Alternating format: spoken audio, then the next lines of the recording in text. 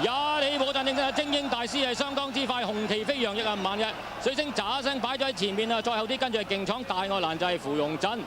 然之後跟住就心中有你，中間仲有我記佢隨這步3個零馬位之後，跟住先見到印度之星啊，然之後入邊係高耀之星喺晒尾電子旗外邊快啊，埋邊有驕陽明區咧，外邊咧仲有隻美麗第一㗎，中間就好有心得㗎，出邊幸運有利邊位置，眼就有舉步生風啊，啱至啲樓係精選暴雪嚟㗎，咁轉香港體育學院翻咯喎，外邊美麗第一走咗上去啊，嘉應高升內欄第二位，幸運有利第三啦，內欄第四有驕陽明區啊，入邊咧咁啊第一尾三組啦。 就好有心得嚟㗎，後邊兩匹馬紅眼罩走出去有舉步生風啊，埋邊暫時墊啦，係精算暴雪嚟㗎。好啦，過咗呢個6分，轉彎入直路嘅時候啦，前面美麗第一仲係佔先啦，嘉應高升出咗去2集已經咬咗上嚟啊，後邊嘅馬出邊幸運有利，最出有舉步生風，馬林中間驕陽明區好有心得嗰啲馬，最後300嘉應高升照咗幾條，拋離後面嘅對手2個身位，埋邊轉上嚟有驕陽明區。 中間舉步生風，出邊精算步車，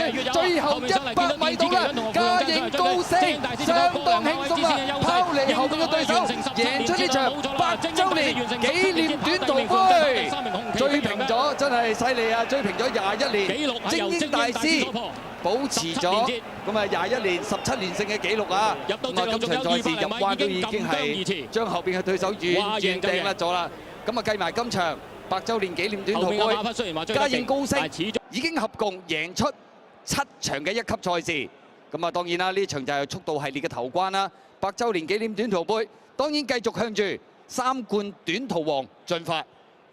好啦，恭喜晒嘉應高升啊，追平精英大師個紀錄㗎啦，贏起上嚟都係非常之咁輕鬆啊！第2名就驕陽明區，3、4名好接近啊，舉步生風同埋精算暴雪。